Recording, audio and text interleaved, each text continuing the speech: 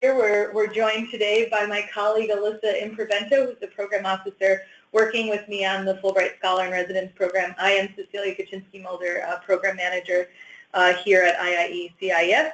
And we're joined today by David Levin, who's the senior program manager for various programs, including Scholar in Residence program, over at the Bureau of Educational and Cultural Affairs at the United States Department of State, who is the sponsor of the Fulbright program, very importantly. So we're going to be bringing to you an overview of what the Fulbright Scholar in Residence program is. We will be also including some programmatic insight from the State Department perspective as far as trends within the program, as far as number of grants that are awarded per year, and just different insights in general into the Fulbright Scholar in Residence program. Then we'll be talking about the application components. We have a large variety of tools and resources available to institutions who are looking to apply for the Fulbright Scholar in Residence program. So we will be taking some time to outline what those tools might be. If there's some time, we'll get onto the Fulbright Scholar in Residence landing page of the CIS website to kind of bring this all together for you. So we're hoping that it'll be an informative time. Approximately in 1 hour, we're going to be together talking about the program itself. We're also going to highlight other opportunities that are available through the Fulbright program for your institution, and we'll be addressing your questions in due time. So if you do have questions throughout the webinar, feel free to type those into the question box, which is in the webinar GoToMeeting module. And then once we get to the portion of the webinar that is addressing the questions, then we'll have a lineup of questions ready to discuss at that point. All right. So I'm going to turn it over to my colleague Alyssa, who's going to give you the general overview of the Scholar in Residence program. Hi everyone. So the Scholar in Residence program is a wonderful opportunity to bring scholars and faculty members from overseas to campuses that don't often have the opportunity to host visiting scholars and or serve underrepresented audiences. So it's a really wonderful opportunity to internationalize your campus and to really create an exchange going forward. So the SIR grantees primarily teach undergraduate courses for either a semester or a full academic year, and it provides a cross-cultural and international perspective for the campus. The application is made by the interested U.S. institution, and as I mentioned, it's for either one semester or a full academic year. So the application is now open. It opened in March, and the deadline is October 16th. And we've also listed our email here in case you have any questions as you go through the application.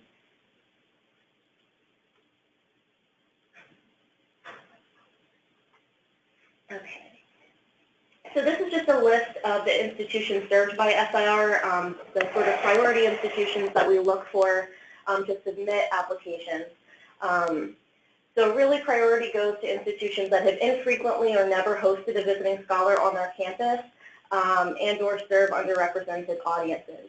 So that could be American Indian, Alaskan, Native serving institutions, Asian American and Native American Pacific Islander serving institutions, Hispanic serving institutions, historically black colleges and universities, predominantly black institutions, community colleges, and small liberal arts colleges. We also encourage rural colleges and universities to apply, and institutions are welcome to partner with other institutions in their area and submit a joint proposal. Okay, so some of the program benefits of the Scholar in Residence program. It's a wonderful opportunity for the host institution to gain new knowledge, to offer new courses. The scholar's collaborative relationship with the host institution and colleagues in country results in continued dialogue and exchange, potentially with the scholar's home institution overseas.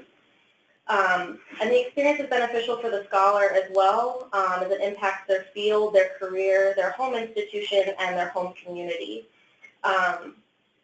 So the hope for outcomes and impact are internationalizing the campus and curriculum, creating an education abroad program, potentially virtual exchange and online courses, MOU initiatives, etc.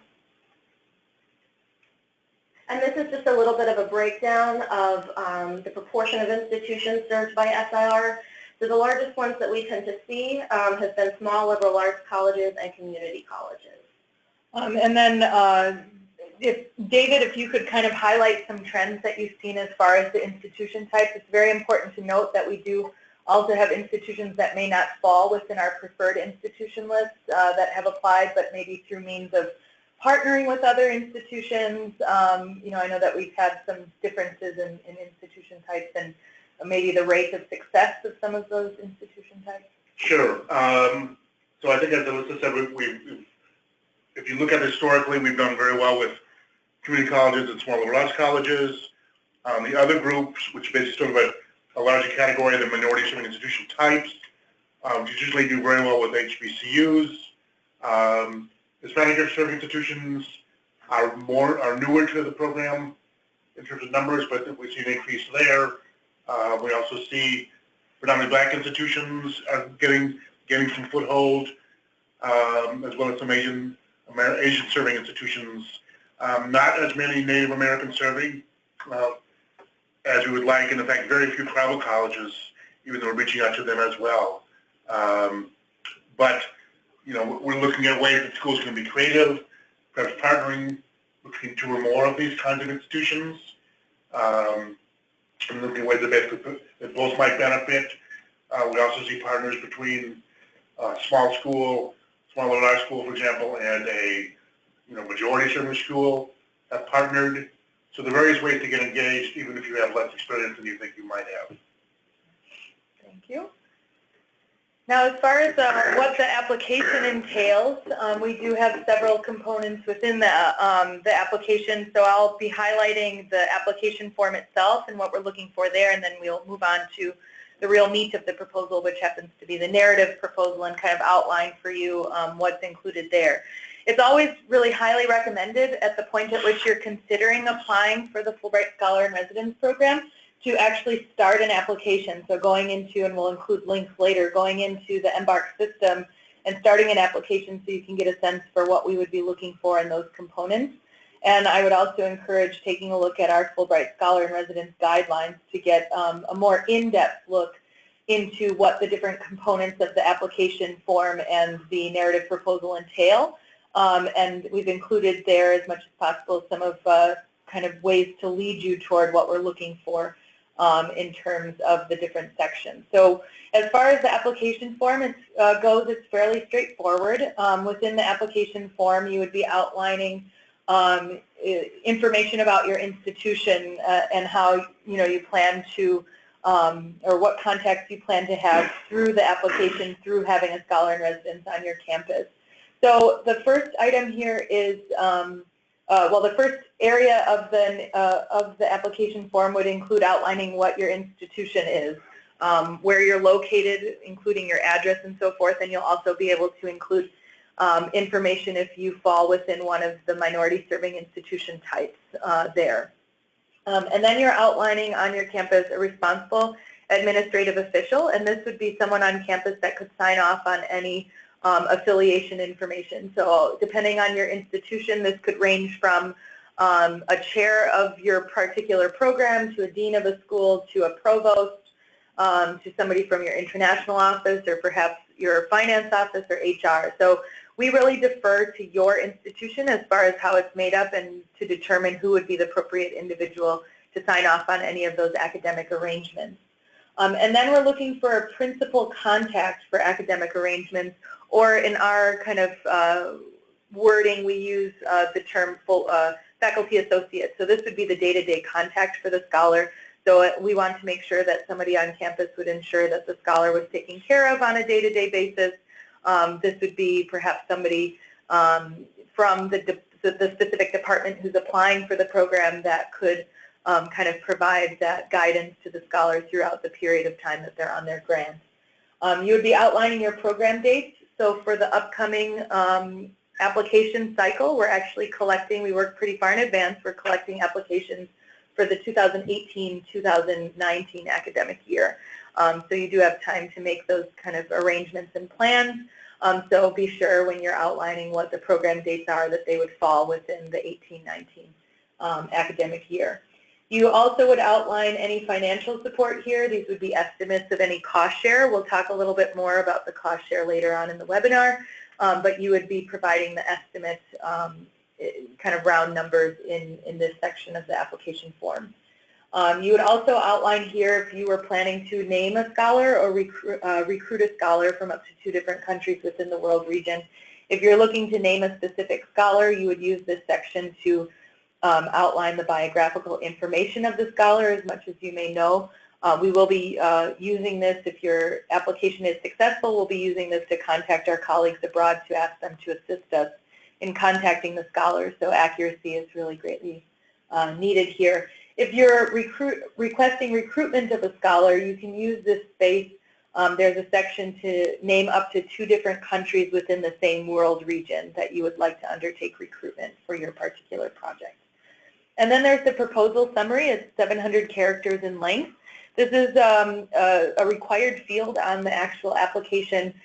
This gives our reviewers a sense of, in a snapshot, what your program entails. So you'll, of course, have in the narrative proposal the time and space to outline in great detail as far as the specifics of the project, but we would like to get a sense of, kind of in a short form, what your project entails through the proposal summary. All right, and then moving on to the narrative proposal. So the narrative proposal is divided into 2 different sections. The first part of the narrative proposal includes the institutional profile information. So for a single institution application, this on average would be about 4 to 5 pages in length. And if you were providing a joint proposal, this would include about 7 to 8 pages in length. And that's just because you're outlining all of this information for both of the institutions in that space. So generally speaking, this particular section is what assists us on the program side as well as our reviewers to get a sense of what your institutional characteristics are like. So when our reviewers are reading through the applications, they may or may not be aware of your particular institution, but we would like to gain insight into what the makeup of your campus is. So what the size and characteristics of your student body as well as your faculty might entail, where you're located, what your mission statement is, and we're curious to hear of what the scope of your academic offerings entail, as well as any community resources that might be in your area. What types of current international programs or initiatives are currently on campus? Maybe you have hosted visiting scholars in some capacity in the past, whether through the Fulbright program or through some other type of program. You can outline some of those engagements here. If you have a thriving currently have a thriving or active study abroad program on campus, you can outline that there as well. If you've had visits from visiting faculty maybe for a short-term basis, you might outline that in that section as well. And what are your institution's short and long-term internationalization goals and objectives? So what are you hoping to gain, generally speaking, through your internationalization efforts, and how specifically would having a scholar in residence on your campus fit into these short and long-term internationalization plans? David, do you have anything to add about the first part of the narrative proposal? No, I think the more that you can give us a sense of your institution, what your objectives are, how you see NSIR fitting into your plans. Be creative. One of the questions that always comes up is, if I've got a lot of experience, could I sit with IR? And the answer is yes. Well, we'd like to see you expand what you've already got in terms of internationalization. So if you've got a program in place, think about ways that you could enhance that, perhaps in a different country, a new subject area, something that enhances what you've already got in place. All right. So on to the second part of the narrative proposal, which is actually really the meat of the scholar in residence proposal, because this is what relates directly to what you're trying to accomplish through having a visiting scholar onto your campus. So in the first section, we call it the oversight section. In saying oversight, it basically would be addressing who on your campus would be doing what.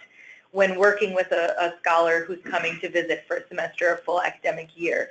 So, you have two already. You've outlined your responsible administrative officials, so you might talk about where they may interact with the scholar. You have the faculty associate who is going to be working with the scholar. Perhaps you have someone in other departments on campus who might be engaging with the scholar in some way or have some kind of responsibility related to the scholar's time while on campus. Just outlining all of those individual contacts. So this base isn't really used to sort of provide us with a CV or kind of background of those individuals. We just really are very curious to hear what they may be doing for the scholar while they're on campus. And then you have the academic program of the scholar, obviously the most important element of the entire application.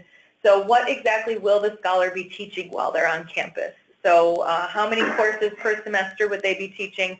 What particular courses or what kind of specialization background might be required to enhance those courses?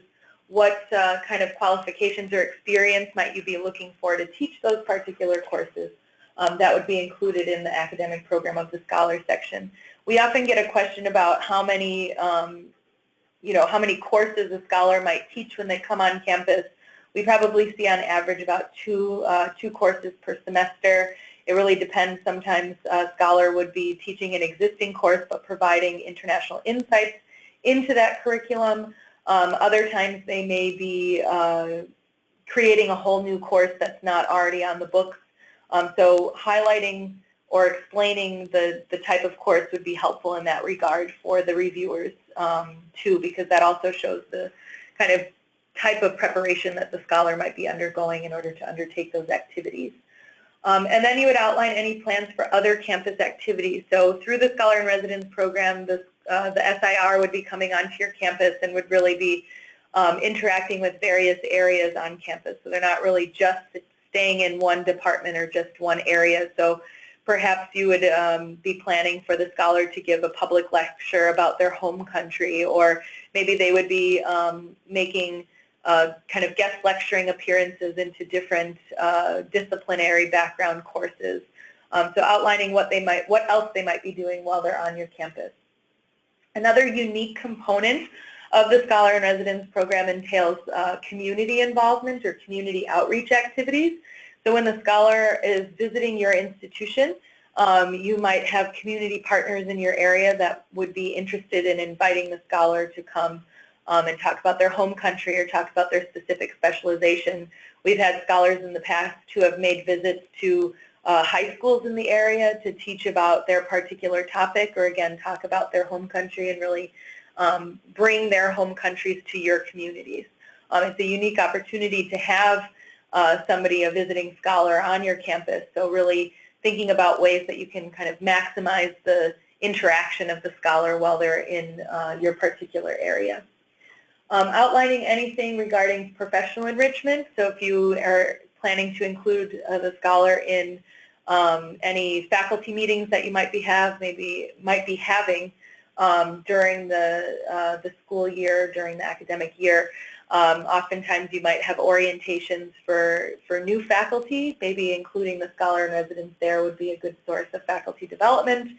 Or if anyone in your department might be attending an academic conference, you may find a way to take the scholar along with that particular individual to provide that professional enrichment opportunity.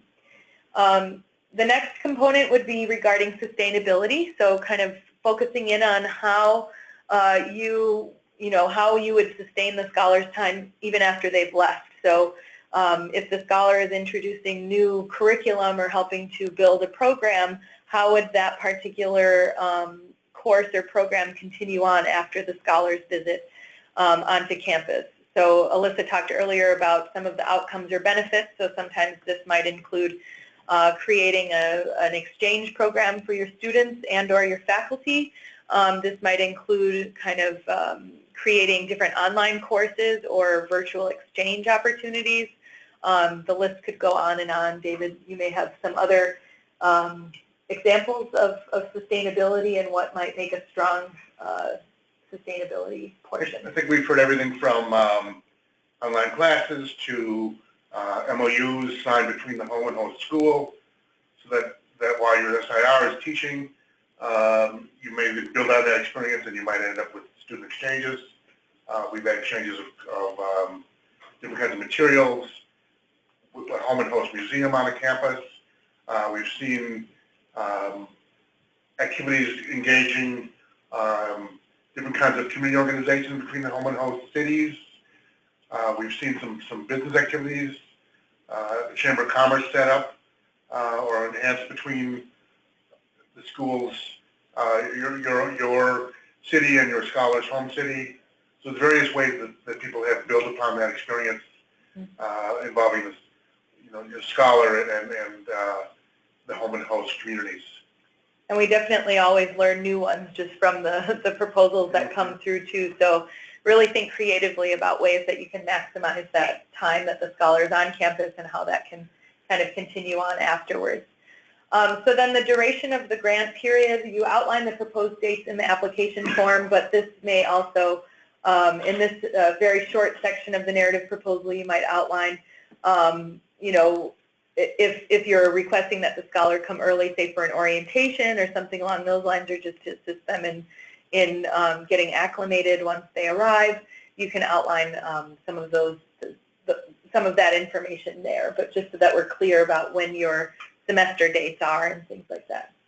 And then as far as financial support, we touched a little bit about that. So this is where you would take those dollars and cents that you might have included in the application form and expand areas of what cost share you might be able to provide. So to be very clear, cost share is encouraged. We encourage institutions to think through ways that they can provide cost share, but this won't make or break your application, and you won't be disqualified if you're unable to provide some form of cost share. So the cost share can come through means of a salary supplement, so if you're offering some sort of cash support to the scholar, and or it could be through means of in-kind support. So we're asking institutions to at least think creatively through ways that they can offer some form of in-kind support. We've seen institutions who have offered to include the scholar on their meal plan on campus. Some institutions are able to provide housing or to defray the cost of housing. Some institutions provide transportation, if there's a bus in your area or something that the scholar could use, perhaps providing them with a bus pass. I have heard of institutions who allow the scholars to audit whatever class they would like to, given the time that they might have, to devote to those kinds of activities to sort of play toward the professional development element or the professional enrichment element, but also to kind of provide that in your cost share package. And so you'd be sort of providing an estimate of what those particular areas of in-kind support might be valued at, and then you can outline that here as well as in the application form. Any insights from you, David, about the No, I think there's some good examples. We've also seen some cases where there's been some travel money provided where the scholar might go to a workshop or a scholarly conference relating to their area of specialization, maybe along with host faculty. We've seen people getting membership to the local museums, various ways that you think would be beneficial to the scholar to enhance their experience, both academically and professionally. But as Cecilia said, this is not a make or break kind of thing. We'd like to think creatively on what you could provide. But if you said what's the typical provision, we've seen everything from $0 to $50,000 and everything in between. Mm-hmm. All right. And then the next area of the, so we finished kind of the narrative proposal portion, and now we, in the application and the proposal, would like to hear a bit more about the scholar that you're looking for. So we talked about two separate tracks that you can go on through the Scholar in Residence program, so you do have the option of naming a specific scholar, and in the case where you're naming a scholar, perhaps one of your faculty members met a scholar, an international scholar at an academic conference and wanted to find a way to bring them onto your campus for an extended period of time. You are able to name that particular scholar in your proposal. So if you're naming that particular scholar in the narrative proposal, we're asking that you outline why that particular scholar would be the best person to undertake your particular grant. So how that, and you're pretty much building your proposal around the expertise of that particular individual, so that's kind of speaking to that. But we want to get a sense of why that scholar would be the best to undertake your activities. But we're asking that you submit also a CV as well as 2 letters of recommendation. So these 2 letters of recommendation, one would be coming from someone who could speak to the scholar's teaching ability. So given that the scholars would be coming on your campus to primarily undertake teaching activities, we want to make sure that they would be a good fit in that regard as far as the scope of the academic program that you're looking to, if they've had experience teaching within that particular discipline or specialization, as well as making sure that they have the required English skills that would be needed to teach that particular topic on your campus. If you don't have any contacts already and you would like to request recruitment of a scholar, that's perfectly fine, and we do welcome those applications as well. So you would be choosing up to 2 different countries within the same world region.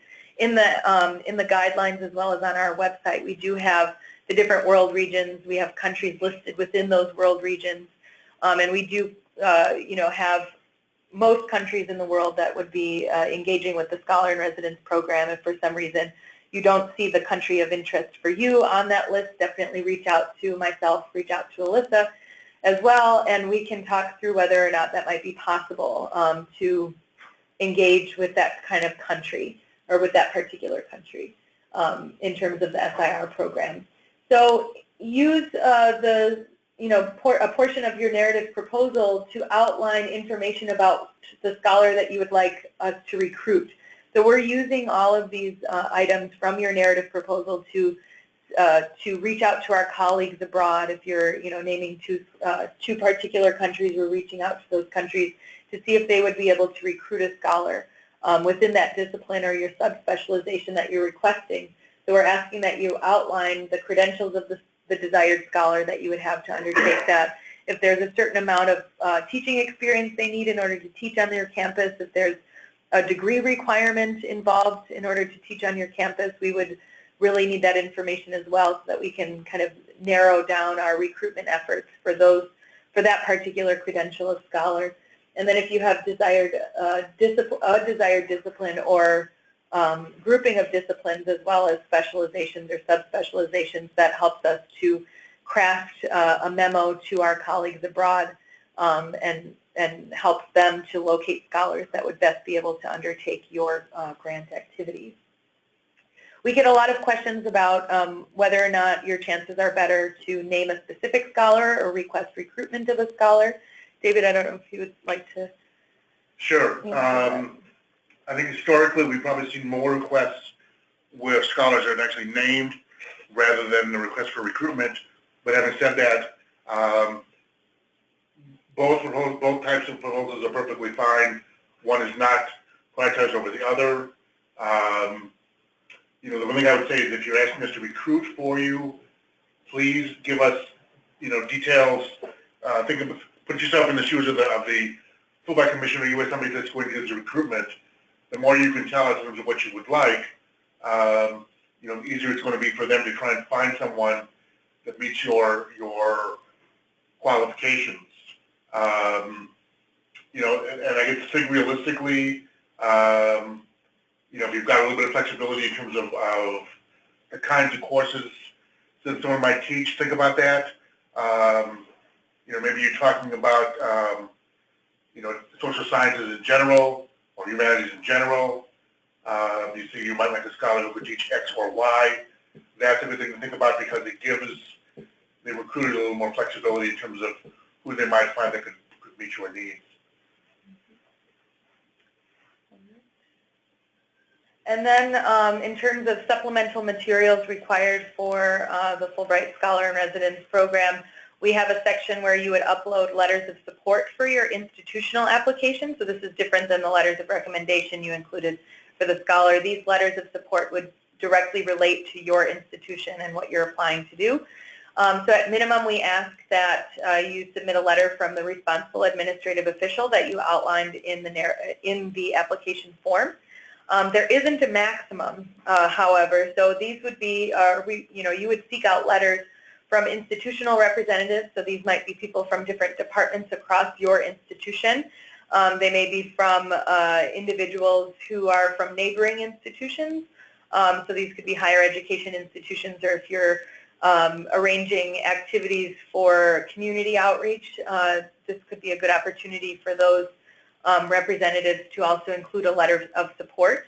To be clear, like if someone is thinking about inviting the scholar for community outreach, this isn't like setting it in stone by them including a letter of support for your application. This would just be showing sort of the excitement that that other other colleagues in your institutional and surrounding community might have for having a visiting scholar on your campus. And also, a lot of times with other activities for the scholars, once the scholars actually arrive on campus, this kind of evolves and grows. Once the scholar gets there, then word gets out that the scholar has come on campus, and there's a lot more that kind of unfold as the scholar is there. But this is a good opportunity for us to see sort of the interest, preliminary even interest of other institutions in your area. We also ask that you include a sample syllabi or course outline. So if a scholar is teaching an existing course, we'd be curious to see what that course might entail. You don't need to include any sort of institutional policies here or boilerplate text. We just would like to get a sense of what the course might be about. If you're naming a specific scholar, perhaps you're already having these conversations of what the scholar might be able to teach. So you might also work with them to kind of enhance the course outline or syllabi based on what they might be able to bring to the table. All right. Now, once you've kind of made the decision to move forward with your Fulbright Scholar in Residence proposal, you may be curious to know what we're looking for as far as the review criteria once we receive your proposal and we bring in an external review committee to actually review those proposals. So we're looking that all of the components of your proposal are working together. All right, so this may seem like a simple concept, but just make sure that all of the pieces are kind of working together to make a whole picture, or give us a whole picture of what you're hoping to accomplish through the Scholar in Residence program. So this would be like directly relating to, like, if your short and long-term goals are X, Y, and Z, how would having a scholar teach on your campus work toward these internationalization goals? They're not two separate goals, they're not two separate events. But do the, think about the teaching and curriculum development plan. Is the proposed plan, as I just mentioned, aligning with your short and long-term goals and objectives? Is it sort of feasible within the time period that you're looking to have a scholar on your campus? How does that complement other on-campus activities that might be going on? What kind of activities might that entail? What are the types of community outreach and engagement activities that you are putting forward? And what is making sure that you're speaking to the suitability of the named scholar. So then the named scholar also has to sort of fit in to your overall plan of what you're trying to accomplish through the SIR program. And so important, but not quite as important as the first four bullets. You're also looking at, we're also looking for campus support of the scholar. So we want to make sure that when the scholar in residence comes on campus, they're not just residing within one department. They're not just benefiting the one department, that they're getting out into the rest of the institution and really kind of creating a strong network across the entire institution. And then being sure to outline some professional enrichment opportunities for the scholar. Again, this is sort of widening the network of the scholar once they get on campus and once they get into your area. And then really taking time to think through the sustainability element. So how you'd be able to sustain what the scholar is bringing to the table. So might you have other professors on campus sitting in while the scholar's teaching and maybe learning some new insights into that particular area or aspect of what the scholar is teaching while they're there, or what other kind of activities might happen as a result of having a scholar on your campus. So as far as the review process and timeline, one important thing to note before I mention the due date is that we encourage institutions looking to apply for the Scholar in Residence program to submit draft proposals to us.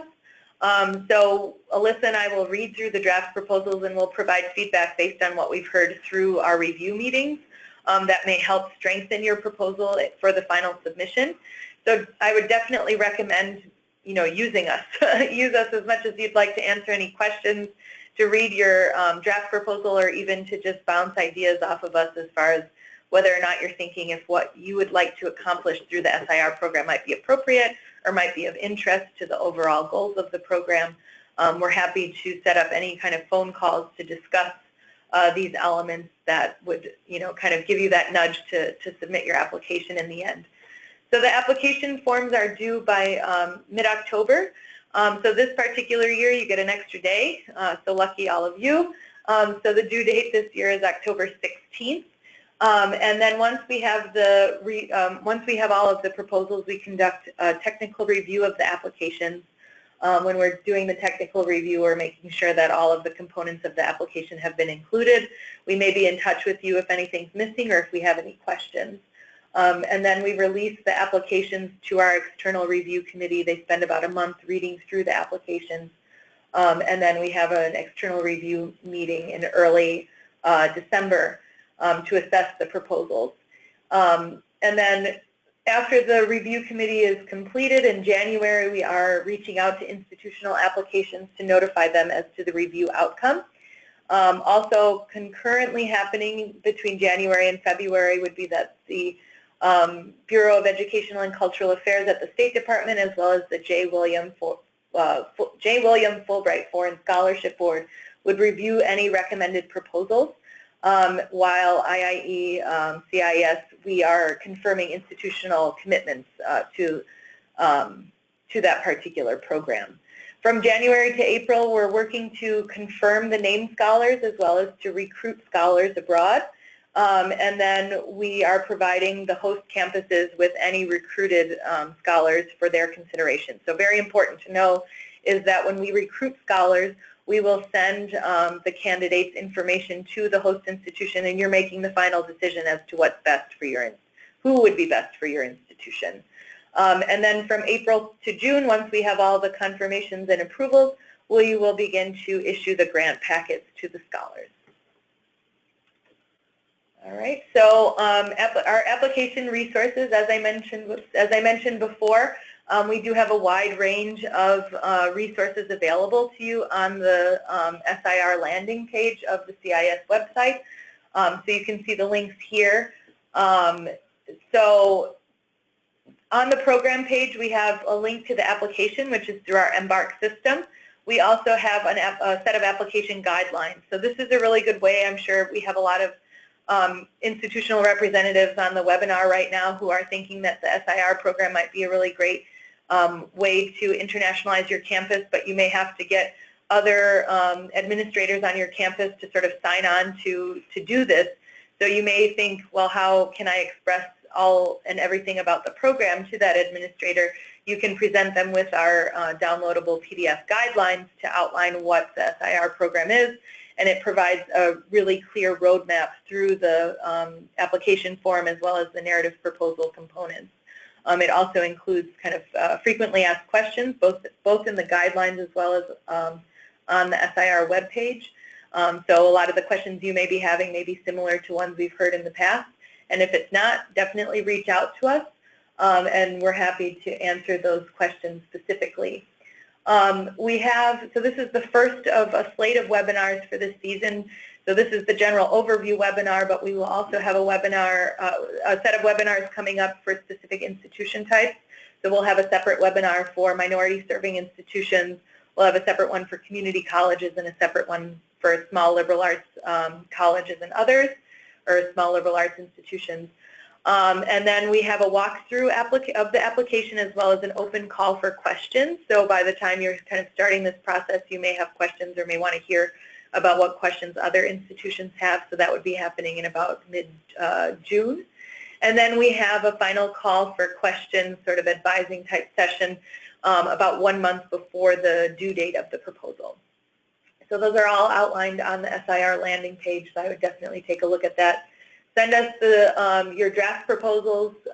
Also, you can go through the highlights tab of the SIR page to learn more about institutional and scholar success stories, or their just kind of impact stories in general. So that's another good resource that you might have. All right, so we also have other opportunities available to institutions. So Alyssa's going to talk a little bit about our Outreach Lecturing Fund program before we turn everything over to your questions. Yeah, so the Outreach Lecturing Fund is similar to the Scholar in Residence program. It's also an institutionally driven application for a short-term program that's not only open to scholars in residence, but also our core visiting scholars who are here across the United States. So it gives the opportunity for you to invite a scholar to your campus for a short-term lecture for a day or a couple of days on any particular topic that you think would be of interest to your community on campus. So the scholars can meet, lecture, and exchange ideas with faculty, students, community organizations, and K through 12 schools that have a special interest in international relations and exchange ideas. If you have a scholar in mind that you would like to invite to campus, you can go ahead and submit the application and provide their information. If you think it's an opportunity you'd like to take advantage of, but you don't have a scholar in mind, we do have a scholar directory list on our website, which you can take a look at and see their field of study, where they're located in the U.S., and sort of invite them to your campus that way as well.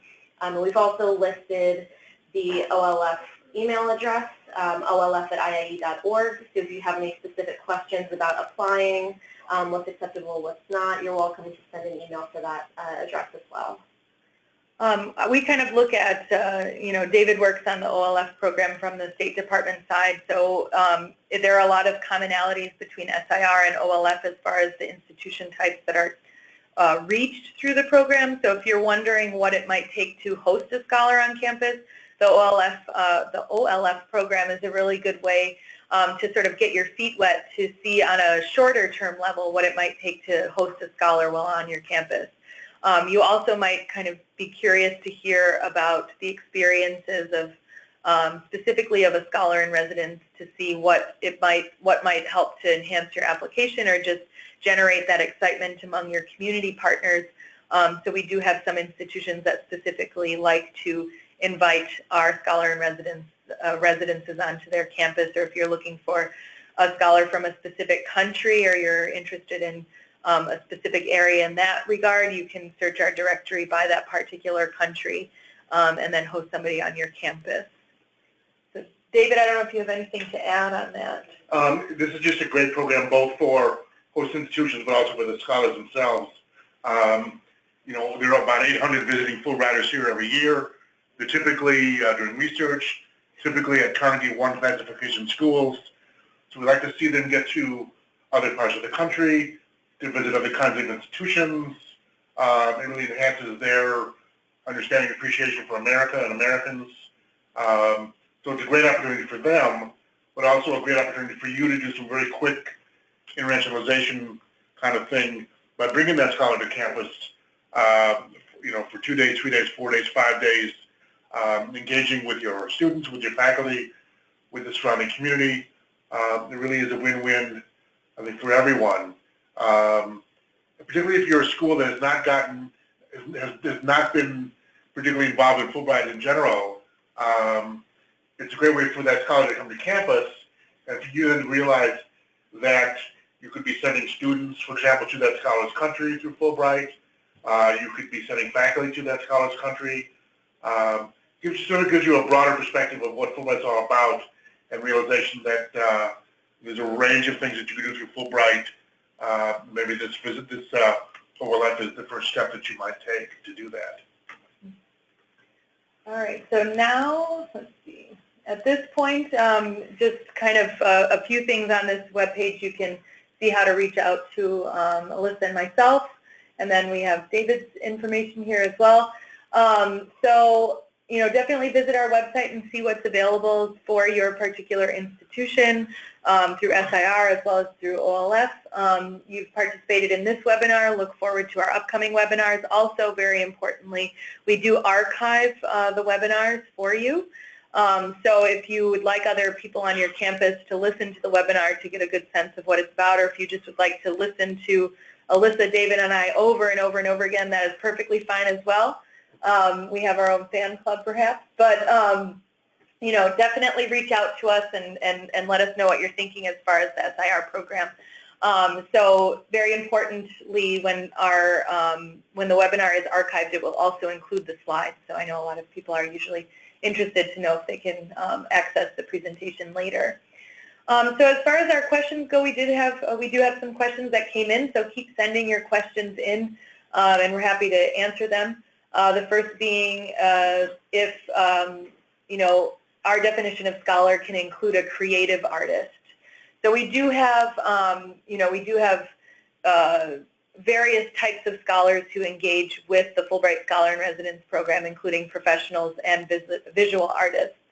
So David, if you could provide some insight about that particular area, or creative arts rather. Sure. The typical scholar, I think, is coming in humanities and social sciences, but having said that, we're virtually open to any field where there's value added for that scholar or from that scholar in terms of international perspective or comparative perspective that scholar brings to campus. We've seen a number of examples of people coming who were performing artists. We've had dancers, we've had drummers, we've had musicians of varying types. We've had poets, we've had a variety of people in a whole range of fields. So I think the key is what's that scholar bringing, what's the international perspective that scholar has to bring to campus is the key. I think it's the one area that we don't do as much with. Perhaps it's the hard sciences. It's a little bit tougher to make a case that says we're bringing in a chemist. What does that chemist have to bring to the table that wouldn't be provided by a chemist who's already here? But beyond hard sciences, we've seen a whole range of subject fields that are fine. Mm-hmm. So the next question we have is if the scholars' letters of recommendation come from their host institution or their home institution. So, you know, we're asking for people who could speak to the scholars' kind of credentials. I would say that if a scholar is, you know, getting this letter to talk about their teaching ability, perhaps that would come from someone from their home institution, or if they taught somewhere else at a different institution, that would come from there. But we would like to hear kind of a perspective outside of your particular institution, you know, because you're writing in the proposal as far as why the scholar would be the best one to undertake your grant. So, you know, you're having ample time to sort of address that. So this would give us a different perspective as to the suitability and the credentials of the scholar if the scholar asked for those letters outside of your from outside of your institution. The next question is probably our favorite one, and that is, can we invite a scholar from Cuba? The answer is you need to be patient. Right now, you can't. Fulbright is not open to Cuba yet. We hope that will happen sometime down the road shortly, we hope. But at this point, the answer is no.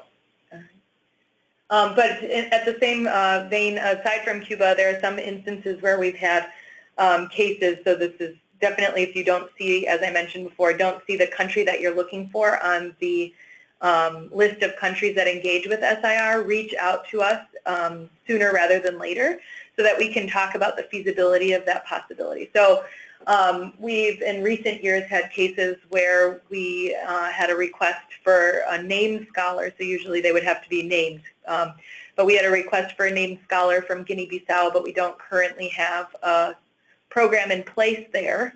So we were able, you know, David talked to his colleague in the Africa branch, and we were able to secure the assistance of our colleagues in Senegal, and they were able to confirm that particular named scholar. If there is a case like this, however, we would also encourage you to have sort of a plan B should it not work out or something along those lines. But again, as long as you're asking us sooner rather than later, we can kind of work through that feasibility early on in your application process to see if that might be a possibility. But that's, you know, kind of a good rule of thumb in general. If you have specific questions related to your needs, just to definitely let us know. All right. So, David, do you have anything else to sort of add about the program generally speaking, or about what you've experienced during the time that you've worked on the program that might be helpful? I guess I would consider your application in the sense of a blueprint, which really sort of leads to the success of the program, because you're going to have the opportunity to design what you would like. What will your scholar do on campus in terms of their specific teaching responsibilities? What will they do across campus, engaging with students and faculty beyond teaching? What will they do within the local community? So you're designing this blueprint of a sort, working through arrangements in advance, and whether you're naming a scholar or asking a scholar to be recruited, it really is a win-win situation because of the fact that you thought through in advance, how would this work? What would the scholar do? How would they benefit from the program? How would you benefit by them being here?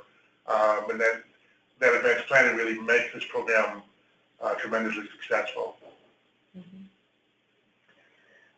So it looks like we don't have any other questions. If you have more questions that you would like, or if you would like kind of to talk more specifically about what you're thinking as far as the Scholar in Residence program, please do reach out to us by email at sir@iie.org. Keep an eye on the landing page for this webinar to be archived there. And we look forward to working with you in the upcoming months leading up to the October 15th deadline. So thank you all so much for taking the time to join us on the webinar today, and hopefully talk to you soon.